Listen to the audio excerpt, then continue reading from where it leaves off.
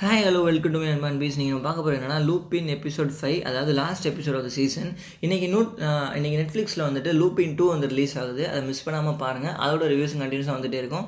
First 4 பாட்டோட link வந்து டிஸ்கிரிப்ஷனில் கொடுக்குறேன், மேலே லிங்க்கில் கொடுக்குறேன். கண்டிப்பாக செக் பண்ணி பாருங்கள். அதை பார்த்துட்டு வந்து பாருங்கள். கதைக்குள்ளே போகிற முன்னாடி ஃபிலிமில் சப்ஸ்கிரைப் பண்ணுங்கள். தேங்க்ஸ் ஃபார் வாட்சிங். உங்கள் கதைக்குள்ளே ஃபர்ஸ்ட் சீன் எப்படி இருக்குன்னு பார்த்தீங்கன்னா, நம்ம அந்த குட்டி நாய்க்குட்டி இருக்கும்ல, ஃபேபியோட நாய், அது அவங்களோட ஃபோட்டோவை பார்த்து அழுதுகிட்டு இருக்கு. ஏன்னா அவங்க தான் சூசைட் பண்ணி இறந்துட்டாங்களோ, அதுக்கும் தெரியுது, அழுதுகிட்டு இருக்கு. நம்ம அசான் டைப் வந்து ரொம்ப நொந்து போயிருக்கான். நம்ம தான் தேவையில்லாமல் அவங்க இந்த கேஸில் எடுத்து விட்டோம், நம்மளால தான் அவங்க இறந்துட்டாங்க அப்படின்ற மாதிரி ரொம்ப நொந்து போயிருக்கான். நம்ம சேட்டு ஃப்ரெண்டுகிட்ட போய் சொல்கிறான், அவன் இந்த மாதிரி ஆயிடுச்சுரா அப்படின்றான். அவன் என்ன சொல்கிறான்னா, டே போதும்டா, இவ்வளோ பண்ணது பெருசு, ஒதுங்கின்ற மாதிரி சொல்கிறான். அதுக்கு நம்ம தலைவன் இவனுக்கு என்ன பண்ணுறேன், அதுக்கு நான் அவன்கிட்ட போய் நான் கெஞ்ச சொல்கிறேன், என்னோட பெலிகிரின்னு போய் அவன் காலில் விழுந்து கெஞ்ச சொல்கிறேன், வேறு என்ன பண்ணுறது, நான் எவ்வளோ பண்ணிட்டேன், நான் பண்ணி தான் ஆகணும் அப்படின்றான். இவனுக்கு சரி என்னமோ பண்ணுறா அப்படின்ட்டு விட்டுட்டேன் சேட்டு. ஆனால் அவங்க அப்பாவுக்காக அவ்வளோ பண்ணுறான். ஆனால் அவங்க ஒருத்தவங்க உயிரே இறந்துட்டாங்க, இதுக்கப்புறம் இவன் பண்ணுன்றானா. சரி என்னமோ பண்ணு, அவங்க அப்பாவுக்காக பண்ணு அப்படின்ட்டு விட்டுட்டு போயிட்டான் சேட்டு ஃப்ரெண்டு. அப்படியே கட் பண்ணாமல் நம்ம ரமணா சைடு ஆக்டர் இருப்பார்ல, அவர் என்ன பண்ணுவார்னா, இந்த யாராடி நீ மூவி படத்தில் தலைவர் வந்து நைட்டு பூரா உட்காந்து கோடிங் பண்ணிகிட்டு இருப்பான்ல, கோடிங் பண்ணி ஒரே நாளில் கற்றுக்குறாருல, அது மாதிரி என்ன பண்ணுவோன்னா, விடிய காலையில் பூரா நைட்டு ஃபுல்லாக உட்காந்து அந்த கேஸை போய் அப்படியே திருப்பி பார்த்துட்டே இருப்பான். திருப்பி பார்த்துட்டே இருக்கையில எனக்கு ஒரு க்ளூ கிடைக்கும். அவன் யார் என்னென்னு ஆல்ரெடி ஃபுல்லாக கண்டுபிடிச்சி வச்சுருப்பான். அடுத்து என்ன பண்ண போகிறான்றதையும் சூப்பராக கண்டுபிடிச்சிருவான். அவனுக்கு காலையில் ஒரு மெசேஜ் ஒன்று வரும், எடுத்து பார்த்துட்டு கிளம்பி போயிடுவான். சரி இங்கே தான் இருக்க போகிறான் அப்படின்ற மாதிரி கிளம்பி போயிடுவான். அந்த சீனை அப்படியே கட் பண்ணோம்னா, நம்ம ஃபேபியனை கொண்டான் பார்த்தீங்களா, ஒருத்தவன் ஃபாலோ பண்ணி வந்து நம்ம பெலிகிரினோட அடியாள்.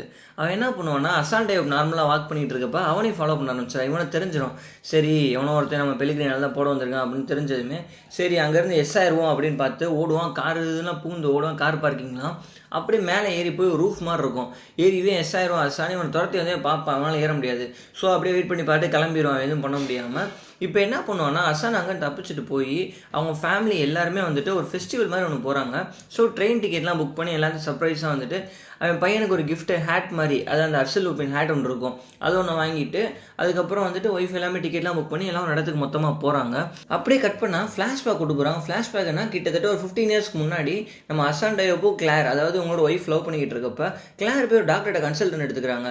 என்னன்னா இந்த மாதிரி நான் அசான் எனக்கு ரொம்ப பிடிச்சிருக்கு, இவ்வளோ தான் கல்யாணம் பண்ணி போகிறேன், ஆனால் பண்ணுறதே சரியில்லை, சுற்றிட்டே இருக்கேன், அந்த வேலையுமே இல்லைன்ற மாதிரி ஒரு கிட்டத்தட்ட ஒரு கம்ப்ளைண்ட் மாதிரி வச்சு, ஆனால் பிடிக்கின்ற மாதிரி கன்வின்ஸ் பண்ணிட்டு இருக்காங்க அந்த கன்சல்டன்ட்டை. நம்ம தலைமை இப்போ என்ன பண்ணுறான்னா, இவன் இப்போ மட்டும் அப்பாக்காக மட்டும் அர்சன் லூப்பினை ஃபாலோ பண்ணல, அப்போ இருந்தே இதே வேலையாக தர்றான். என்னன்னா, ஒரு நார்மலான ஸ்ட்ரீட்டில் வந்துட்டு ஒரு பெரிய நம்ம லலிதா ஜுவல் இந்த மாதிரி கடைலாம் இருக்கும்ல, அங்கே வந்துட்டு ஃபாரினில் 15 இயர்ஸ் முன்னாடி ஒரு பெரிய ஜுவல்ஸ் கடை இருக்குது. அங்கே என்ன பண்ணுறான்னா, 2 போலீஸ் ஆஃபீஸர் வந்துட்டு இருக்காங்க. இவன் போய் கொள்ளையடிக்க போகிறான் அந்த கடையில். என்ன பிளான்னு பார்த்தீங்கன்னா, இந்த போலீஸ் ஆஃபீஸ் வந்துட்டு இருக்கையில, சார் இந்த மாதிரி நான் போலீஸும் ஒர்க் பண்ணுறேன், இந்த மாதிரி அசான் டைப் ஒரு ஃபேக் ஐடியை காமிச்சிட்டு இங்கே யாரோ ஒருத்தன் திருடே வந்திருக்க மாதிரி இன்ஃபர்மேஷன் வந்திருக்கு, நீங்கள் என்ன பண்ணுங்கள், அந்த கடையில் தான் இருக்கான்னு நினைக்கிறேன், நீங்கள் அங்கே போய் மேலே பாருங்கள், நான் இந்த கடையில் மேலே போய் பார்க்குறேன், நம்ம கிடச்சானா அவனை பிடிச்சி போயிடும் அப்படின்றாங்க. அந்த 2 கார்ட்ஸுமே சரி ஓகே கரெக்டாக தான் இருக்கும், சூப்பீரியர் ஆஃபீஸர் சொல்கிறாரு அப்படின்ட்டு நாங்கள் மேலே போய் பார்த்துட்டு இருப்பான். இவன் என்ன பண்ணுவான்னா, மேலே போய் இந்த கடையில் போய் ஒரு கிளவி ஒன்று இருக்கும், அந்த கிளவிட்ட போய் இங்கே பாருங்கள் என்னோட ஆட்கள் எல்லாமே வெளியே நிற்கிறாங்க, பாடி கார்ட்ஸ்லாம் பாருங்கள் அப்படின்னா 2 போலீஸ் பார்த்துட்டு இருப்பாங்க வெளியே நின்று. அவன் வந்துட்டு இருக்கானே, ஆமாம் நிற்கிறாங்க அப்படின்னா, இங்கே ஒரு திருடு போகுது, இங்கே இருக்க சேஃப்டியான பொருள் எல்லாமே அப்படியே அள்ளி கொண்டு மொத்தமாக அந்த வயலில் போடுங்க, அண்ணன் வந்து பாதுகாத்து ஜெயிலில் வச்சிருக்கேன், அவங்க தேவைன்றப்ப நீங்கள் வாங்கிட்டு போங்க அப்படின்றான். என்ன சார் சொல்கிறீங்க அப்படின்னு இந்த கிளவி கேட்குது. ஆமாம் இங்கே வந்து பக்கத்து கடையில் திருட்டு நடந்துச்சு போல், கண்டிப்பாக இங்கே வர வாய்ப்பு இருக்குது. ஸோ உங்களோட முக்கியமான விலைகள், அதாவது பெரிய பெரிய பொருட்கள் அதில் வந்து இந்த பையில் மொத்தமாக போட்டிங்கன்னா நான் போய் மொத்தமாக போய் ஸ்டேஷனில் வச்சுருவேன், அவன் வந்து திருடனை பிடிச்சக்கப்போ நீங்கள் வாங்கிட்டு போயிடலாம் அப்படின்னு கிளவி மண்டையாட்டிட்டு போய் அதை எடுத்துகிட்டு வந்து மொத்தமாக போட்டுருது. நம்ம தலைவை அங்கேயே கொள்ளையடிச்சிட்டு வந்து வெளியே வந்துட்டு அந்த போலீஸ் நின்றுட்டு இருப்பாங்கல்ல, அவங்கள்ட்ட வந்து காமிக்கிறாங்க, பாருங்கள் எவ்வளோ இதாக கொள்ளையடிக்க வந்திருக்கான், அந்த லேடி வந்து மொத்தமாக கொடுத்துட்டாங்க, இது என்ன பண்ணுறோன்னா ஸ்டேஷனில் போய் பத்திரமா வச்சுறேன், நீங்கள் அந்த கொள்ளையை மண்ணானா பிடிச்சிருங்க பாய் அப்படின்ட்டு. ரொம்பலாம் ஒர்க் பண்ணாங்க சார், பார்த்து ஒர்க் பண்ணுங்க, நல்லா தெளிவாக இருக்கீங்க சார் அப்படின்ட்டு கிளம்பிடுறேன். தேங்க்யூ சார் அப்படின்றாங்க. அந்தளவு முட்டால் இருந்திருக்காங்க. இவங்க 2 பேர் இன்னும் வேடிக்கை பார்த்துட்டே இருக்காங்க. இந்த போலீஸ் இவன் கொள்ளையடிச்சிட்டே கிளம்பிடுறான். இப்படியே போய்கிட்டு இருக்கப்ப இவளுக்கு என்ன பயம்னா, கிளாருக்கு இவன் லைஃப்பில் எப்படி முன்னேற போகிறான் அந்த பயத்தினால இருப்பாள். அப்படியே பார்க்கல ப்ரெக்னென்ட் டெஸ்ட் எடுத்து பார்த்தா ப்ரெக்னெண்ட்டாக இருப்பாள். சரி ஓகே இதை நம்ம வந்துட்டு டயாப்ட்ட சொல்லி ஆகணும், அசான் டயாப்ட்டா அப்படின்ட்டு ஃபோன் பண்ணுவான், இன்றைக்கி நைட் நம்ம மீட் பண்ண முடியுமா அப்படின்னா, அவன் அப்போ தான் கொள்ளையடி ஸ்டோரியா மொத்த காசையுமே. சரி ஓகே அப்படின்ட்டு ஓகே ஒரு அரேஞ்ச் பார்ட்டி மாதிரி செட் பண்ணிடுவோம், ஓகேன்றோம். அன்றைக்கி காலையில் பார்த்தீங்கன்னா நம்ம சேட்டு ஃப்ரெண்டு ஒருத்தர் இருப்பான்ல, அவனை இவனும் ஒரு பார்ட்டி ஹாலில் வந்து மீட்டிங் மாதிரி போயிருப்பாங்க. அப்போ வந்து யார் ஒரு ஆள் பார்த்தா இங்கே வச்சுட்டு நம்ம பெலிகிரினு டாக்டர், அதாவது இந்த செயினுக்கு ஓனர் இருந்தாங்கல்ல, அவனுக்கும் அசான் டேவுக்குமே ஒரு ரிலேஷன்ஷிப் மாதிரி இருக்கும். எப்படின்னா அசான் நல்லவன், அந்த பெலிகிரினோ டாக்டர் வந்து ஒரு அஃபேர் மாதிரி வச்சுருப்பாங்க. இவன் கிளியராக ஓப்பனாக சொல்லிடுவான், இங்கே பாருங்கள் எனக்கு வந்து கல்யாணம் ஆயிடுச்சு, நான் கிளியரோட தான் இருக்கேன், ஸோ என்னை டிஸ்டர்ப் பண்ணாதீங்க அப்படின்ட்டு ஜென்டில்மேன் நடந்துட்டு வெளியே வந்துடுவாப்புல அந்த விஷயத்தில். அதில் அதில் ஏமாத்தாமல் இருந்தேடா அப்படியே நடந்துட்டு வெளியே வந்துடுவாப்புல. ஆனால் கிளார் வந்து என்ன பண்ணுவாங்கன்னா, சாரி கிளார்ன்ற பாருங்கள், அந்த பெலிகிரினோ டாக்டர் அவங்க வந்து ஒன் சைட் லவ் பண்ணிகிட்டு இருப்பாங்க. அவனுக்கு கல்யாணம் ஆகி தெரிஞ்சுமே இப்போ என்ன பண்ணுவான், கிளார் வந்து கால் பண்ணி கூப்பிட்ருப்பாங்கல்ல இந்த மாதிரி ப்ரெக்னெண்ட்டாக இருக்குன்னு சொல்கிறதுக்காக. ஆனால் அது அசானுக்கு தெரியாது. ஸோ என்ன பண்ணுவாங்கன்னா, கூப்பிட்டனால இவன் போய் ஹோட்டலில் பயங்கரமாக பார்ட்டி மாதிரிலாம் புக் பண்ணி பயங்கரமாக போயிடுவான். அங்கே போயிட்டு பார்த்தோம்னா அவன் இப்போ எதுக்கு இவ்வளோ காசு செலவு பண்ணிகிட்டு இருக்கு அப்படின்னாலா, இல்லை நீ தான் கூப்பிட்டா ஒரு கிராண்டாக தான் அப்படின்னா, சரி கிளம்பிடுவோமா அப்படின்னு டக்குன்னு செக் கேட்பான். இல்லை முக்கியமான விஷயம் சொல்ல தான் வந்திருக்கேன் அப்படின்னு. சரி என்ன சொல்ல போகிற அப்படின்னு சொன்னால் கேட்டால், நான் அந்த மாதிரி ப்ரெக்னெண்ட்டாக இருக்கேன் அப்படின்னதுமே செதறிடுவான். நானா அப்படின்ட்டு இந்த சென்டராக கத்திக்கிட்டு இருப்பான்ல, அப்பாயிட்டேன்னு ஹோட்டலே கத்திக்கிட்டு இருப்பேன். எல்லாருமே சிரிக்க ஆரம்பிச்சிருவாங்க. சிரிச்சு கங்க்ராச்சுலேஷன் சொல்லிடுவாங்க. அங்கே பார்த்தீங்கன்னா அந்த கிளவி இருக்கும், நம்ம அந்த கொள்ளையிட சொன்னால கடையில் போய் அந்த ப்ரீ சீசன் எல்லா திங்ஸையுமே அந்த கிளவி அங்கே இருக்கும். ஐயோ இது உட்காந்துருக்கே தாய் கிளவி அப்படின்ட்டு எடுத்துகிட்டு வெளியே ஓடி வந்துடுவான். யாரையும் நம்ம கிளியரை கூப்பிட்டு வெளியே. அங்கே அப்படியே கட் பண்ணோம்னா, இப்போ இந்த ட்ரெயினில் வந்து மொத்தமாக ஜானியாக போய்கிட்டு இருப்பாங்க வரிசையாக எல்லாருமே. யார் நம்ம கிளாரு, அதுக்கப்புறம் அசான் டேவப்போ அவங்களோட சன்னு போய்கிட்டு இருக்கையில் நார்மலாக வந்து எல்லாம் பேசி விளாண்டுட்டு இருப்பாங்க. அந்த அர்சன் லுபின் புக்கு வந்து இவங்க 2 பேருக்குமே அத்துப்படி. யாருக்குன்னா அசான் டேவுக்கும் சரி, அந்த கிளாருக்கும் சரி, ஒய்ஃபுக்கும் சரி, அதெல்லாம் சொல்லி விளாண்டுட்டு இருப்பாங்க. சன் நல்லா சிரிச்சுட்டு இருப்பான்.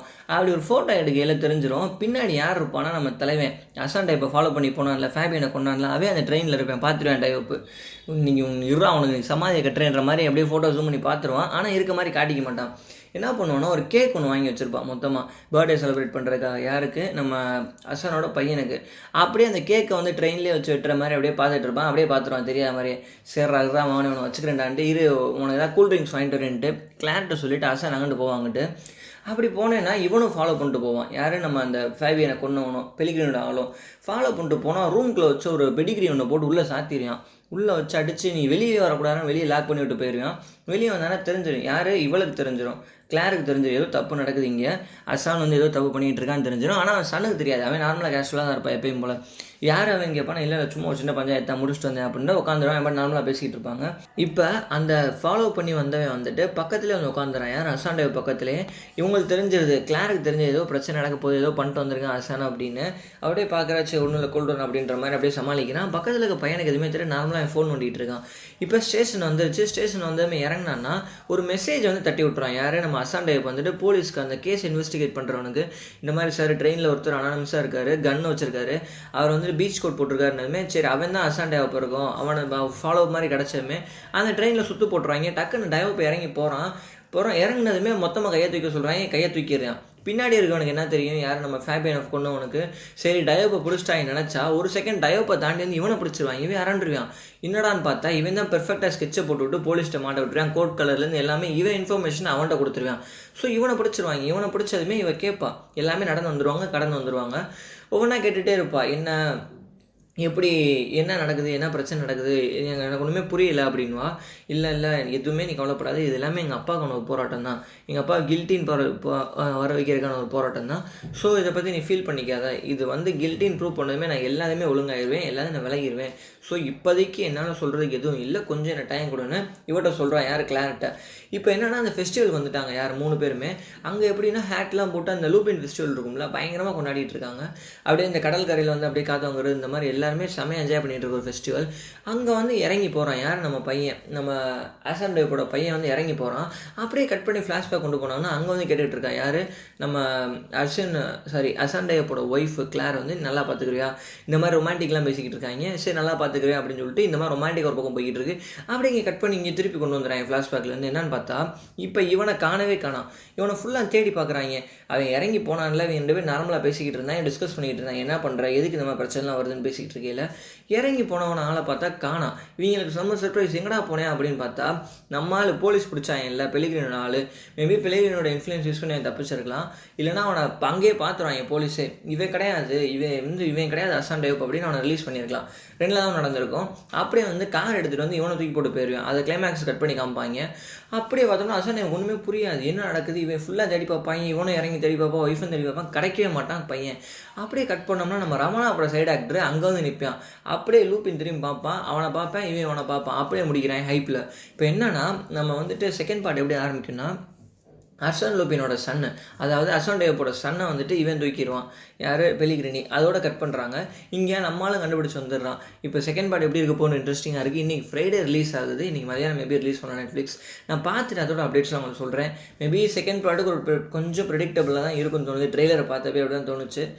இந்த சீரிஸ் பொறுத்தவரையுமே எப்படின்னா ரொம்ப ட்விஸ்ட் அண்ட் டான்ஸ்லாம் இருக்கும் சொல்ல மாட்டேன், ஒரு நீட்டான ஒரு க்ரைம் மிஸ்ட்ரி த்ரில்லர், அவ்வளோதான். இதோட இந்த ரிவ்யூ முடிக்கிறேன். என்னோட ரிவ்யூ உங்களுக்கு பிடிச்சிருந்தா சப்ஸ்கிரைப் பண்ணுங்கள், ஃபில்ம் வித் பாலா சப்ஸ்கிரைப் பண்ணுங்கள். தேங்க்ஸ் ஃபார் வாட்சிங்.